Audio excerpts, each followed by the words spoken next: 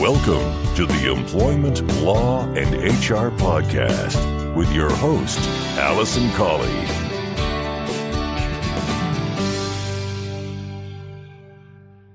Hello and welcome to this episode 168 of the Employment Law and HR Podcast.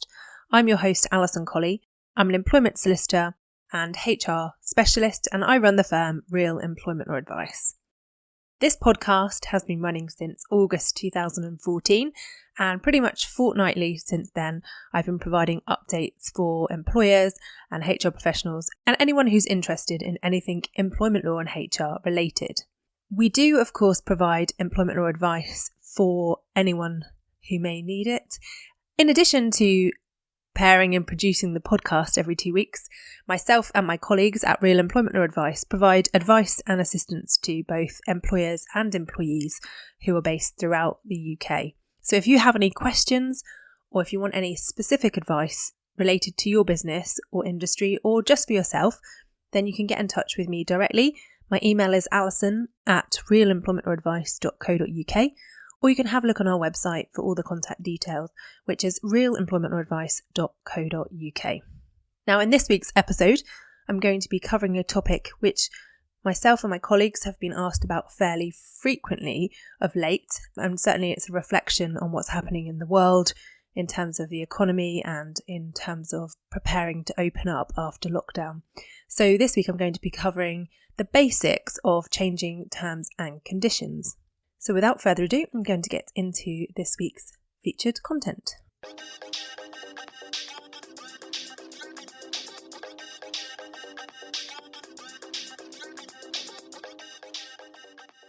Okay, so as I said at the outset, I'm going to be covering a topic which we've been asked a lot about by both individuals and employers. And that is where employers are seeking to make changes to employees' contracts, either because of the economic situation or the uncertainties around business going forward. But certainly we're seeing a lot of people looking to make changes, either on an individual basis or on a more wide-scale workforce basis. So in particular, I've seen businesses who are trying to avoid making redundancies by reducing the minimum contractual hours across the board from maybe 40, 35, for example, or employers are seeking to make changes to job roles or responsibilities and that kind of thing. So there are a few things that you need to know if you're planning on making changes to terms and conditions of employment within your own organisation. The first thing I would say is if you are looking to make changes, wherever possible, it's always important to try to seek agreement to the changes and try to get your staff and employees on board with the changes that you're intending to make. And the best way of doing this is to have regular and good open communication about your plans, and as far as possible engage staff in helping you to formulate those plans. So it's all about communication and how you get the employee buy-in, if you like, to the potential changes that you're looking to make. The second thing to consider is, unless it's really urgently required to make the change, is it possible to delay the change you're making until you want to make a beneficial change as well? So what I mean by that is, if, for example, you have annual pay reviews or pay rises, and that's coming up, could you tie the change to the terms of their contract in with the annual pay rise so that you're giving employees an incentive to accepting the change in terms? It's just a possibility, and certainly if you're looking to make changes quickly because of economic circumstances, then that may not be possible because you may not be able to award pay rises. But it's certainly something to think about when you're planning for making those changes. The third thing to think about is how important is the change to you? So how critical is it to the business that you make these changes that you're proposing? And then finally, have you really explored what the nature of the change is and the reason required for it? And so as long as you can hopefully establish that, then you can communicate that effectively to staff and you're more likely to get them to buy into agreeing to the change. So that's a bit of work that you should do at the outset when you're thinking about making changes to employee terms. So once you've considered all of that and you're ready to move forward, the next thing you need to look at is the change you're proposing to make actually to a contractual term? So check the contracts, make sure that what you're actually doing does refer to a contractual term and not to something else. Because obviously if it's not contractual, then it's much easier to make that change. This is one of the reasons why myself and my colleagues advise employers not to have a contractual staff handbook or to make any of their policies and procedures contractual or part of the employment contract. Because if they are not contractual, then of course it's much easier to make those changes if you need to update policies or deal with any regulatory changes or just changes in the business. The second thing to consider is the change that you're proposing to make already authorised by the contract? So are you already allowed to make that change by a term contained within the employment contract? Now, this is where we tend to find we get the tricky questions come in and employers don't quite understand sometimes why they can't just make a change, because they may very well have a general right to change the terms or a general flexibility clause in the employment contract. And many employers think, well, it says in the contract I can make changes, so why can't I make that change? Well, that type of clause only really applies and can only really be relied upon if you're making a minor change or a change that's not detrimental to the employees. So you can't rely on that general right to make a change that's already in the contract to make some substantial change or something that's particularly contentious, like, for example, changing hours substantially or changing pay. However, you may already have a term in the contract that's allowing some flexibility around the terms or allows you to apply a broader approach. So you might be able to interpret a clause that's already in the contract in a broad way that incorporates the change that you're trying to make. So, for example, when I'm drafting contracts for some businesses that are seasonal, they often want to provide guaranteed hours to their staff, but have concerns about maybe some drop in hours during the winter months. So we incorporate within the terms that they will, wherever possible, seek to guarantee a set number of hours, but due to the seasonal nature of the business, there may be times throughout the year where that may fluctuate, and that enables them to make those changes as necessary in relation to hours. So it's important to check the contract terms, what's already in existence, and what you could potentially rely on. The third thing to consider is if you need to make a contractual change, then, as I said at the outset, the best way of doing that is to seek an agreement. But if there is no agreement, what are you going to do? So what can you do and what are you planning on doing if you propose these changes and the employees do not agree to them? Well, the first thing you could do is to offer an incentive. So that could be a financial incentive or some other beneficial incentive to the individuals to induce them to agree to the change. Often people will provide a lump sum, for example, in return for agreeing to a set change, or you might be able to agree a reduction in hours in return for an increase in holiday entitlement, for example. So there are lots of ways you can look at it, but one of the things you can do is offer an incentive. Now, clearly in the current situation that many businesses are finding themselves in, the reason that these changes are required is because of restrictions on money and the availability of those kind of benefits that you would ordinarily be able to provide staff. So then the second thing you can do is, if it's not agreed, is you can make the change unilaterally, assuming it's one that you can have control over and it doesn't require the other party to cooperate with. So, for example, if you're seeking to reduce salaries or you're reducing hours in order to cut the costs, then you could proceed to make the change anyway.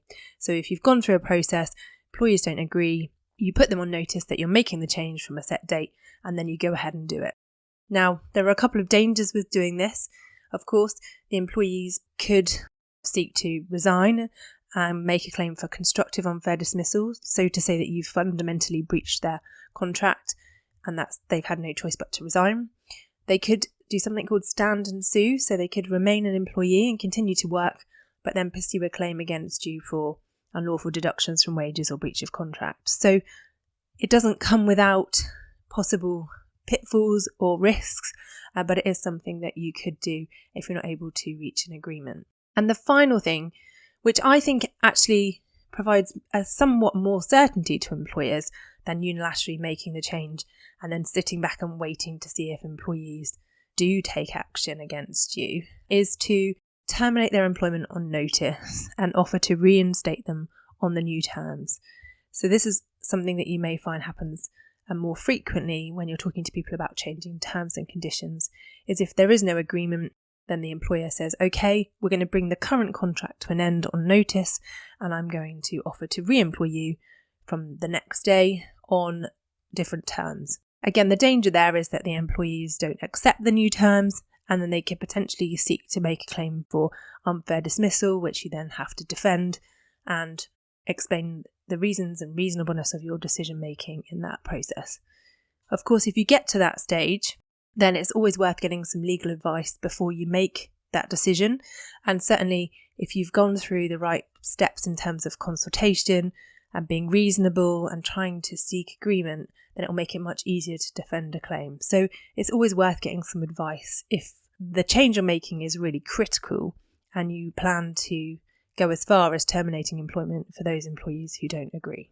The fourth thing to consider is if you are going to be giving notice to terminate employment and re-engage on new terms, you need to consider how many employees that may affect. So if there could be 20 or more employees who are likely to be affected by the proposed change and are likely to be dismissed, then you need to collectively consult with them on the changes. And this is in the same way as you would collectively consult with employees where you're intending to make 20 or more employees redundant. So it's really important to do that work at the outset about establishing what the changes are, the reasons behind it, and what your end goal is.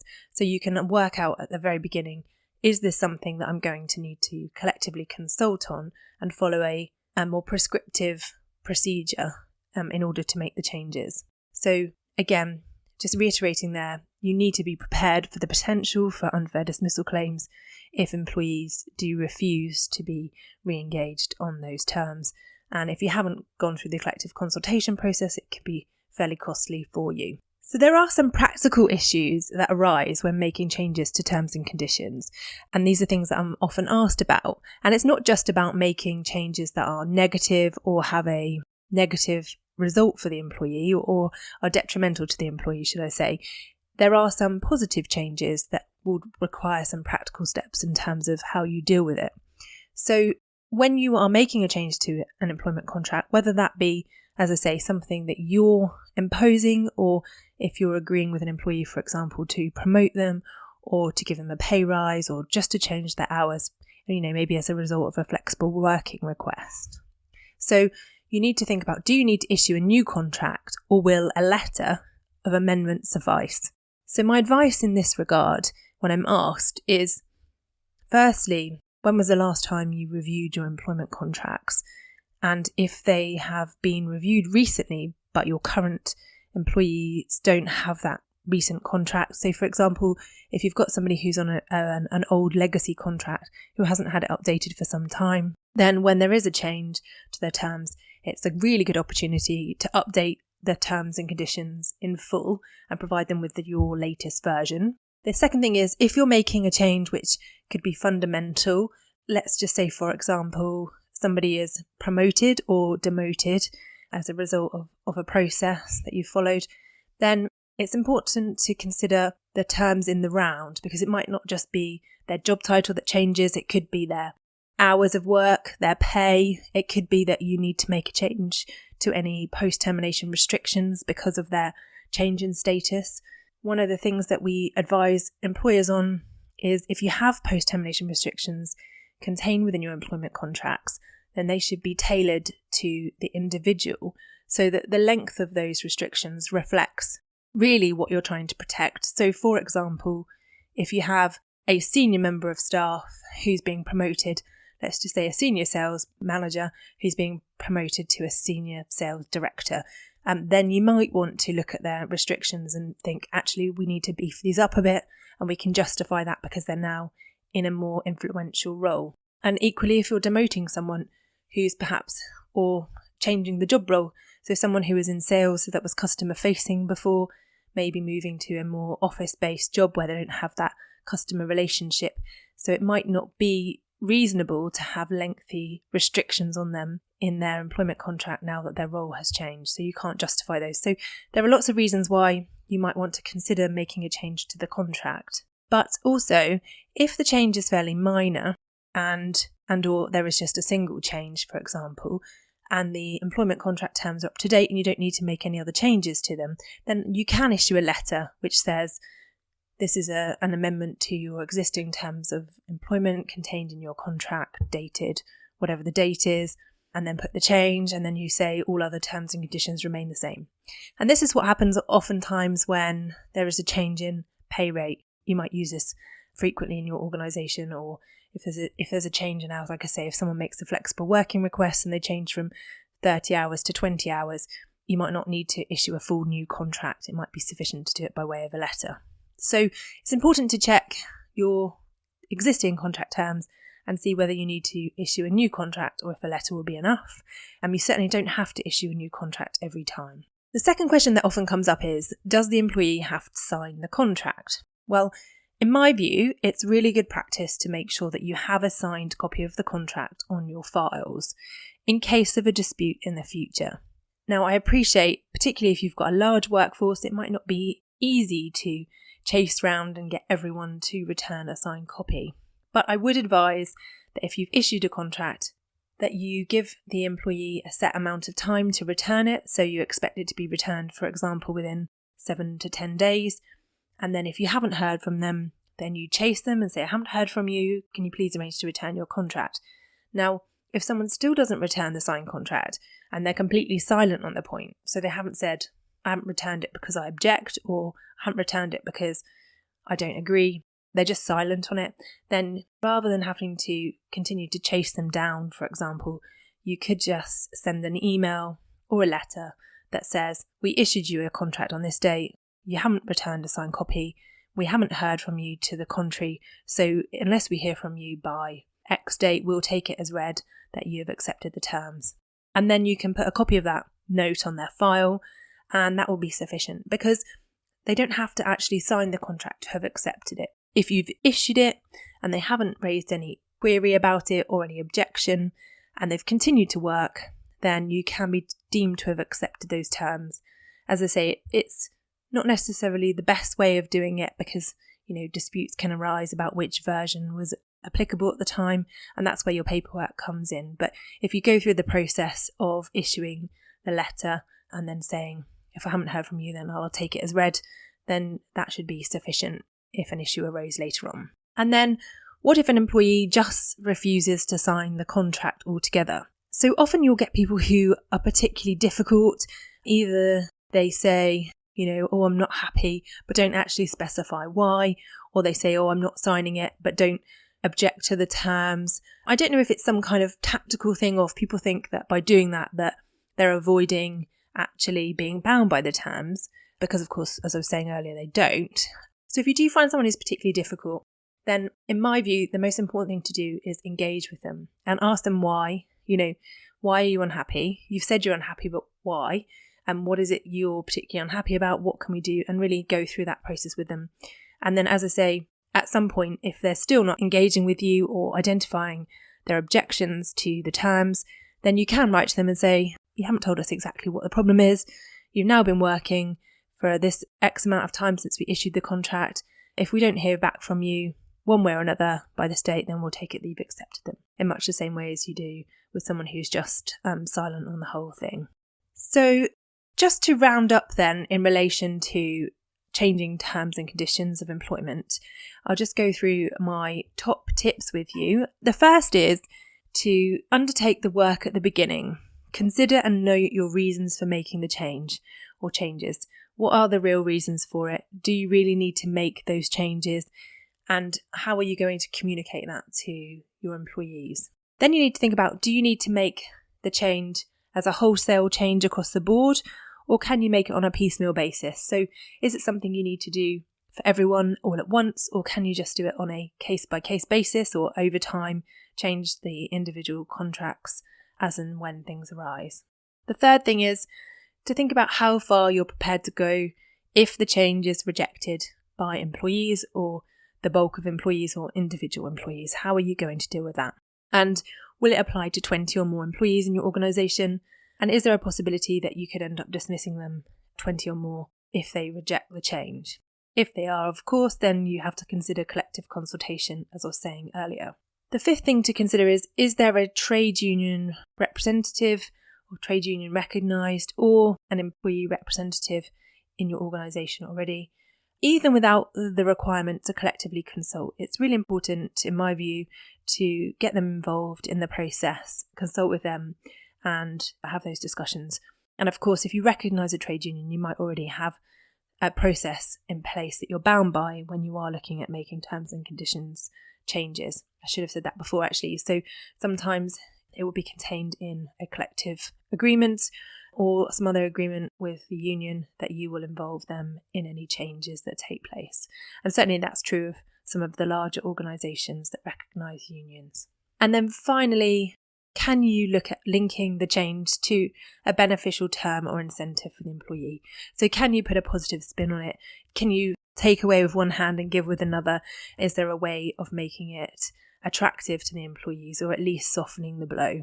Because of course, once you've been able to go through the process and you've made the change, you still need those employees to be engaged members of your staff and to work hard for you, of course. So I think what I would like to finalise by saying, and wrap up as always, is that you are trying to make a change for obviously business reasons, but equally you're dealing with individual people who each have individual needs and their own concerns. And your workforce are an important part of your business, and they are the ones that will make you successful and will bring you out of any recession or economic downturn or as a result of this situation with lockdown. So really think about your staff and the impact that may have, because you may be able to make a change from an economic standpoint by making changes to the terms and conditions. But then if you have a workforce that isn't going to work as hard for you, isn't as loyal, or as quick to leave as soon as there is another job available, then it's going to be much more costly in the long run anyway.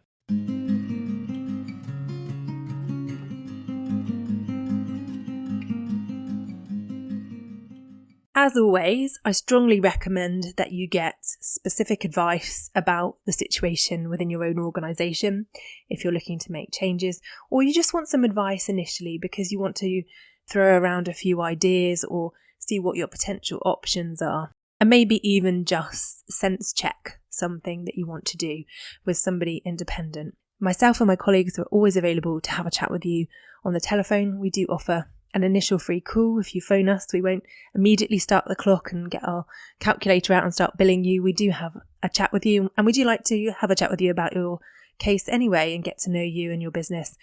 So do get in touch. The email is alison@realemploymentadvice.co.uk, and the head office phone number is 01983 897 003. As I finally wrap up this podcast, I just have one additional thing to ask of you, and that is, if you are a listener of the podcast, either this is your first time or you're a regular listener and you appreciate the content that I'm providing, I'd be really grateful if you could go over to our YouTube channel. So if you go onto YouTube and search Real Employment Law Advice, you'll find it, and subscribe. We are doing some videos coming up which are hopefully going to be entertaining and informative around employment law. And if you subscribe, it's a great way of getting updates and also for us, helping us to reach more people. So the more subscribers we have, the easier it is for other people to find us. So I'd be really grateful for your help there. And of course, if you have any suggestions for topics for the podcast or for the YouTube channel, then do not hesitate to get in touch. I always love to hear from you. Thanks very much for listening, and I hope that you have a fantastic 2 weeks, and I'll be back in 2 weeks with the next episode. Thanks again for listening. Just want to finalise by saying I wouldn't be a lawyer unless I had a legal disclaimer. So I must just say to you that the information in this podcast is for information only. It's general review and a general update. It's always necessary to get specific legal advice about your circumstances. So please don't rely on anything that you've heard in this podcast. But please do feel free to contact me if you'd like further information or specific advice.